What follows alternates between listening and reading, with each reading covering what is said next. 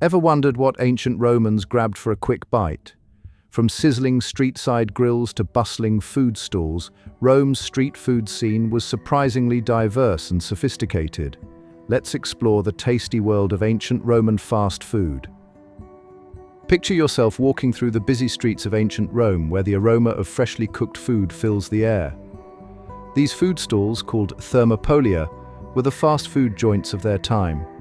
They featured large clay pots, or dolia, built right into the counter, keeping food hot and ready to serve.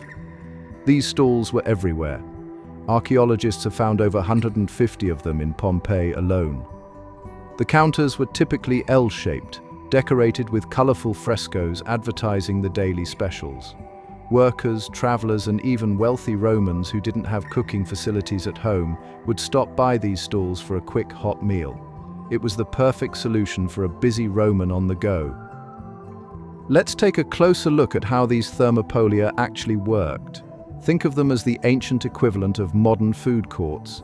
Each thermopolium had a distinctive L-shaped counter with those large dolia pots sunk right into it. These pots held various ready-to-serve dishes like stewed meat, soups, and cooked vegetables. The setup was pretty clever.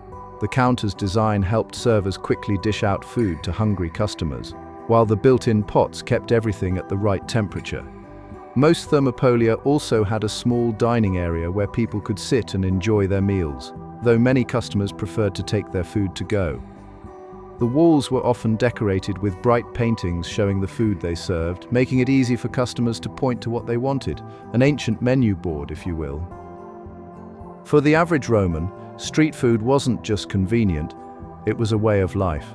The most popular dish was a porridge called pulse, made from boiled grains and often topped with cheese, herbs, or bits of meat. Chickpea stews and lentil soups were also common, providing filling meals at affordable prices. Street vendors sold roasted nuts, dried fruit, and a fish sauce condiment called garum that Romans absolutely loved.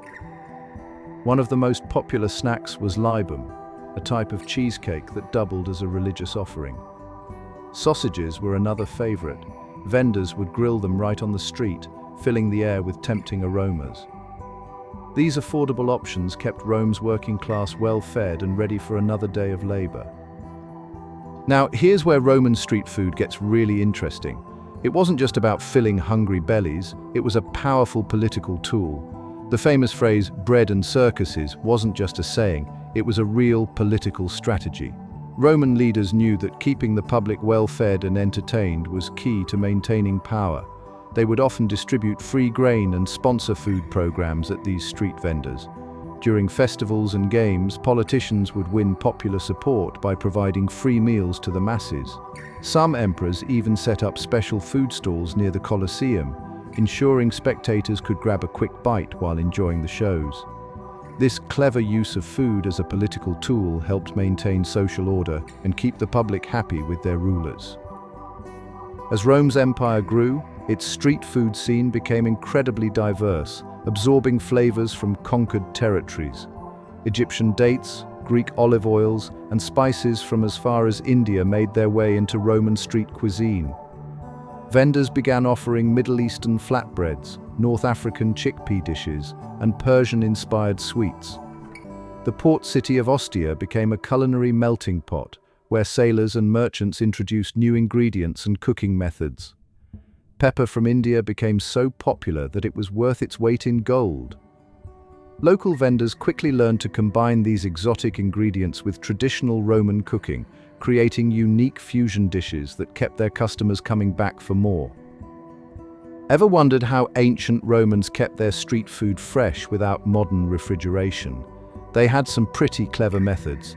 The most common technique was using those large dolia pots, which were partially buried in the counter.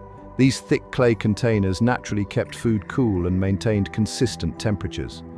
Vendors would also use snow and ice brought down from the mountains, stored in underground chambers called neviariae. They preserved meat by smoking or salting it, while fruits and vegetables were often pickled or dried. Garum, their favorite fish sauce, was actually a preservation method itself. The fermentation process kept it stable for months. Some vendors even used vinegar-soaked bread as a natural preservative for their dishes. These techniques weren't perfect, but they helped keep Roman street food safe and tasty. Would you believe that some Roman street snacks are still enjoyed today? Let's look at these time-tested treats. The tractor, a flatbread similar to modern pizza bases, evolved into various Mediterranean breads we know today. Globuli, sweet fried dough balls drizzled with honey, share DNA with modern Italian zeppole. Roman sausages laid the groundwork for today's Italian salumi.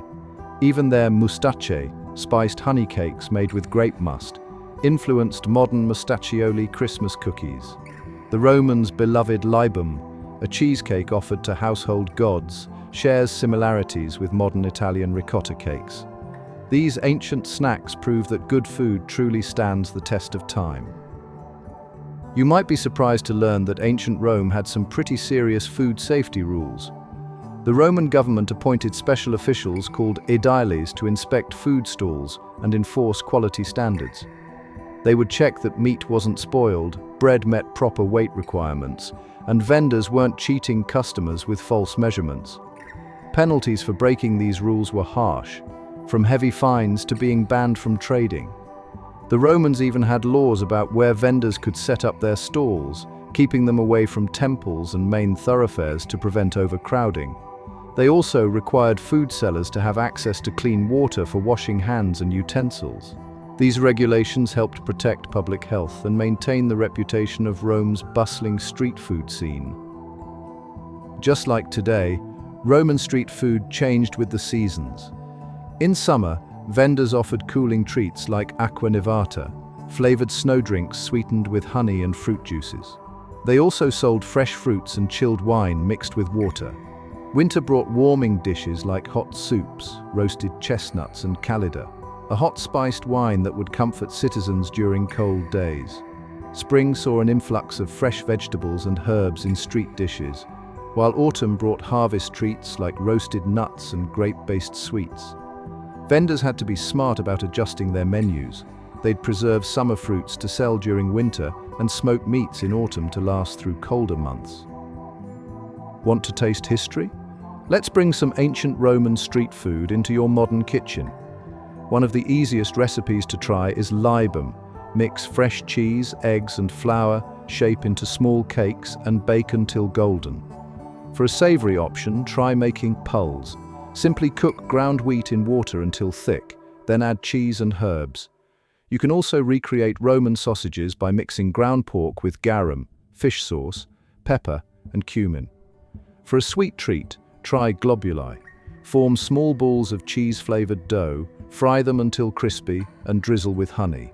These recipes might be thousands of years old, but they're surprisingly delicious and use ingredients you can find at any grocery store. Thanks for joining us on this delicious journey through ancient Rome's street food scene. If you enjoyed this taste of history, don't forget to like, subscribe, and share with fellow food history enthusiasts. See you in our next historical feast.